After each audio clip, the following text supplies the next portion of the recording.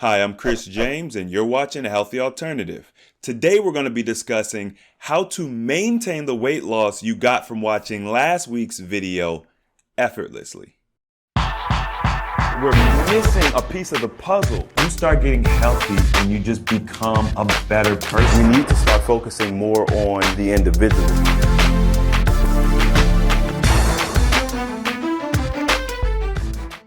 All right, y'all. So before we get into it today, once again, I want to announce that today is the first day of the 21-day fasting challenge. We are on day 1, which is the introductory day. So you still have plenty of time to join. If you want to join, you could join today or anytime this week. Okay. All the first 7 days are going to be prep. And then after that, the actual 21-day fast will start next week. So if you want to join, now is the time. We'd love to have you. The group is already bubbling, so we're ready to get into it. Okay. So last week we talked about how to lose 15 pounds in 2 weeks. And it was pretty seamless, right? Today or this week, we're going to be talking about how to maintain that weight loss, because one of the things that I have noticed is losing the weight is fairly easy. Maintaining it is where the challenge comes in. And that's what we're going to get into. Number 1, the reason why you deal with a lot of weight gain, especially after fasting or dietary changes and things like that, is because you're not consistent. Okay, so the first key is you want to really be intentional about being consistent with some of the changes you made that helped you get the outcomes you desired.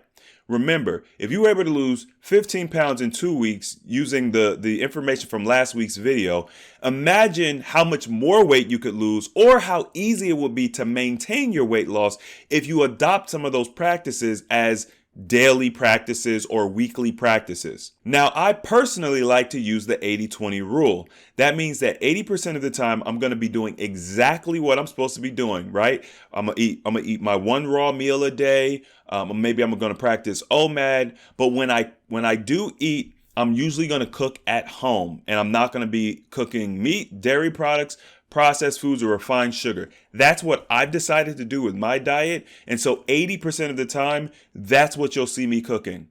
Now, that other 20% is I decided to go to the movies. Maybe I'm at an amusement park. Maybe I'm out of town. Maybe, I'm at a new restaurant or whatever the case may be, and I haven't fully vetted the options. And so I can't have my ideal situation, but I'm still going to stay away from certain things like meat, dairy products. And then I'll allow myself to have kind of like vegetarian style meals when I'm out. So that'll be the 20%, right? So 20% of the time, I might have some processed food. I might have something that's not necessarily the greatest for me, but 80% of the time, I'm going to be doing those things that help me get the outcomes I desire, right? So this is going to be probably one of the most impactful things you could do. People used to say, Chris, I did this diet, I did this fast, I did this thing. How long do I have to do it before I don't have to do it anymore? Well, it depends on what you want, right? Like if you just want to fit into a dress, then once you wear that dress, and I guess you can go back to eating normal. But the reality is, it's the foods and the things that you've been consuming that cause you to gain the weight in the first place. So you can't keep eating or consuming those things and expect to maintain your weight loss. Now, number 2, this is going to be a very major key as well. In the first video, we really talked about some seamless things you could do to kind of start losing weight, and it's pretty easy. And if you keep doing those things, you'll keep losing weight for the most part. But one thing that you could do to really boost your weight loss and also help you maintain your weight loss is get into some alternative therapies, such as liver and gallbladder flush. Now, I've talked about this liver and gallbladder flush many times, but one of the things that it does is it helps to boost your digestive process, right? In a perfect world, if your digestive system worked properly, you could eat whatever you want because essentially it wouldn't be in you long enough to give you, harm you anything long term. But because of the synthetic foods we eat, it really gunks our system up. So revitalizing your digestive system is going to help you maintain your weight more seamlessly, right? So you could do the liver and gallbladder flush, you could do colonics, you could do enemas. One other option that I would highly recommend are detox teas. Now, here's the thing. When it comes to herbs, you don't want to be taking them all the time, right? Remember, herbs are for the healing of the nations. So you shouldn't just be taking them all the time daily like it's treatment. But having a protocol where maybe you do a flush once a month or, whatever the case may be to help with maintenance or help with slow progress, I think it's an absolutely wonderful idea. There's a lot of options out there. Now, I'm not going to specifically state any right now, but I am vetting a detox tea that I really like. And once I finish fully vetting it, I will be speaking about it in the greater audience. So you all can look forward to that. But there's plenty of practices. You just want to pick up one or two that make sense and be consistent. The last tip that I'm going to give you all today, as far as like maintaining your weight loss, you want to adopt some sort of minimal fasting practice. Okay. Now, oftentimes we want to jump out. We want to do the long fast. I mean, at the beginning of this video, I talked about a 21-day fast that we're doing, and that's great. But for this particular segment of people who they lost their 15 pounds, they're just looking to maintain, maybe they're not looking to lose 50 pounds or 100 pounds.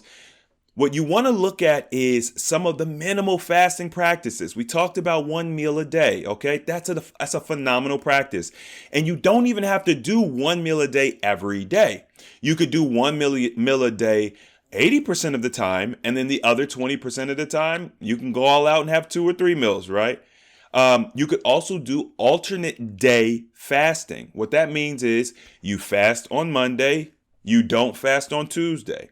And the type of fasting that you do can be anything. It could be 1 meal a day on Monday, and then on Tuesday you eat 2 meals. It could be juice fasting on Monday, and then on Tuesday you just eat like you normally would. It could be water fasting on Monday. You see where I'm going with this? So you really have a wide variety of options. One thing that we don't talk a lot about is liquid fasting. You could get yourself some soup that doesn't have like the actual whole vegetable or whatever in it. Maybe like a vegetable broth would be a good idea. And you can have a day where you only consume that. Maybe you have that. Maybe you have some coconut water. Maybe you have some sea moss gel or something of that nature. And that will help you maintain. You could also do smoothies, right? You could have a day where, let's say on Monday you do smoothies, and then on Tuesday you eat. And then on Wednesday you do smoothies, and then on Thursday you eat, right? All of these practices, especially if you combine them, it's not even going to help you maintain. But if you're looking to lose more weight, it will help you continue to lose more weight as well. So hopefully this was beneficial for you all. If it was, please do not forget to hit that thumbs up button. If you want to see more videos like this, don't forget to subscribe. And as always, the application of knowledge is power. And I will see you all next time.